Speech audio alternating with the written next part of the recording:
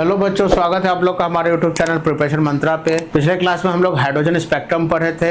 अब hydrogen spectrum से related जो आप लोग का न्यूमेरिकल्स होगा वो रिडबर्ग कांस्टेंट के आसान से कैलकुलेशन से जल्दी से बन जाएगा। ठीक है, तो आइए रिडबर्ग का कैलकुलेशन कैसे करते हैं। तो हम लोग जानते हैं कि अगर इलेक्ट्रॉन हायर से लोअर पे गिरता है तो हायर से लोअर पे जब गिरता है तो उसका एनर्जी डिफरेंस कैसे निकालेंगे।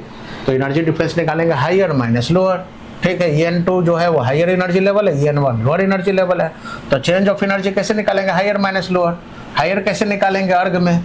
तो हायर का आप लोग का फॉर्मूला बताया था एनर्जी का, अर्ग पर एटम में। जैसे जूल पर एटम में कितना था, -21.79 इंटू 10⁻⁹ लेकिन अर्ग में कितना हो जाएगा, -21.79 इंटू 10⁻12 इंटू Z²/n², है ना। तो N2 है तो इसके लिए N2² लिख दिए। फिर उसी तरह से En1 के लिए क्या हो जाएगा, है ना। तो माइनस है तो माइनस, और इसके लिए फिर -21.79 इंटू 10⁻12 इंटू Z²/n1²। ठीक है, ये सब किस चीज में है, ये जो है वो अर्ग पर एटम में है ये। ठीक है, अब उसी तरह से हम लोग क्या करेंगे, ये क्या हो जाएगा, ये तो इतना ही हो जाएगा, -21.79 इंटू 10⁻12 इंटू Z²/n2²। और ये माइनस माइनस क्या हो जाएगा, +21.79 इंटू 10⁻12 इंटू Z²/n1²। अब ये प्लस है तो इसको आगे कर लेते हैं, माइनस को पीछे कर लेते हैं। तो इसमें क्या हो जाएगा, इसमें 21.79 इंटू 10⁻12 इंटू Z² को कॉमन ले लिए, है ना। इतना को कॉमन ले लिए, ये इसमें भी है और इसमें भी है तो कॉमन ले लिए। तो ये क्या हो जाएगा, 1/n1² हो गया, माइनस, है ना, 1/n2² हो गया। ठीक है, अब यहाँ पे क्या करेंगे, Sc/λ है तो Sc/λ है तो Sc को नीचे लाएंगे तो वहाँ 1/λ छूट जाएगा। H का वैल्यू रख देंगे अर्ग सेकंड में, और C का वेलोसिटी ऑफ लाइट का रख देंगे 3 इंटू 10⁻10 सेंटीमीटर पर सेकेंड। तो यहाँ पे रखने के बाद ये सिर्फ सेंटीमीटर बच जाएगा आप लोग का।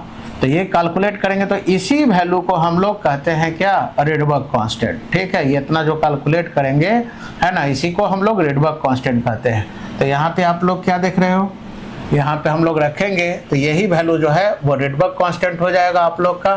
ठीक है, तो 1/λ का वैल्यू जो होगा वो क्या हो जाएगा, ये R किसके जगह पे आया है, ये R आया है आप लोग का जो एनर्जी का वैल्यू था Hc जो था उसके जगह पे R का वैल्यू था, आप लोग का R का वैल्यू है ना। तो ये फॉर्मूला याद रखिएगा कि अगर वेवलेंथ से रिलेटेड सवाल आएगा, है ना, हाइड्रोजन स्पेक्ट्रम से, तो 1/λ बराबर क्या हो जाएगा, R into Z², 1/n1² minus 1/n2²। यहाँ रख देना है कि लोअर ऑर्बिट क्या है, हायर ऑर्बिट क्या है, एटॉमिक नंबर क्या है, R का वैल्यू रहेगा, गुना कर लेना है, लैम्डा निकल जाएगा, है ना। कितना होगा रिडबर्ग कांस्टेंट का वैल्यू, है ना। तो वो पूरे का वैल्यू जो हम लोग कैलकुलेट किए थे, इसमें जो हम लोग देखे थे, ये पूरे का वैल्यू जो होगा सेंटीमीटर में आएगा 109678। ठीक है, यानी रिडबर्ग कांस्टेंट का वैल्यू।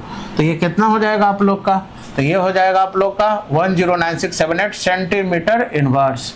Z हो गया एटॉमिक नंबर, N1 हो गया lower orbit, N2 higher orbit, lambda wavelength हो गया।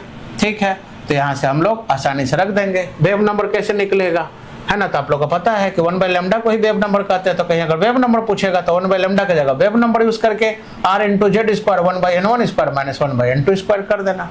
ठीक है, तो आप लोग R का वैल्यू तो समझ ही गए होगा, सेंटीमीटर में 109678।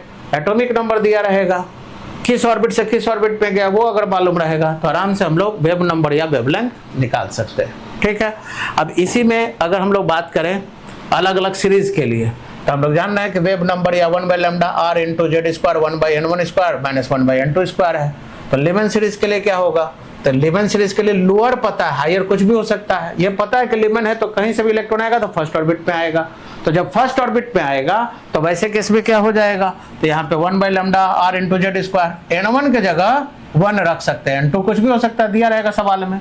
उसी तरह से बामण में लोअर 2 होगा तो आप N1 की जगह रख देंगे 2 का स्क्वायर, यानी कितना हो जाएगा 4, है ना। N2 दिया रहेगा, किसमें से आ रहा है उसमें से माइनस कर लेना है। पोस्टन ब्रैक फंड के लिए इसी तरह से लोअर एनर्जी 3 4 5 होता जाएगा, तो पोस्टन के लिए 3 हो जाएगा। तो 1/n1² यानी 3 का स्क्वायर कितना हो जाएगा 9, जो भी दिया रहेगा रख के बना लेंगे। ठीक है, तो अगले क्लास में हम लोग इस पर न्यूमेरिकल करेंगे और आसानी से ये फॉर्मूला याद रखिएगा, इस पर जो वैल्यू होगा वो हम लोग रख के आराम से निकाल सकते हैं। और ये कहाँ से आया, ये हम बताए हैं कि ये आया है यहाँ से। ठीक है, ये ऐसे करके एनर्जी डिफरेंस निकाल के Sc/λ करके वहां से 1/λ लाए हैं और इसी का वैल्यू रिडबर्ग कांस्टेंट में कन्वर्ट किया 109678 है। ठीक है प्यारे बच्चों, तो आशा करते हैं कि वीडियो समझ में आया होगा और इसी तरह के वीडियो के लिए बने रहिए प्रिपरेशन मंत्रा के साथ और ज़्यादा से ज़्यादा न्यूमेरिकल के लिए अगले क्लास में मेरे साथ जुड़िए।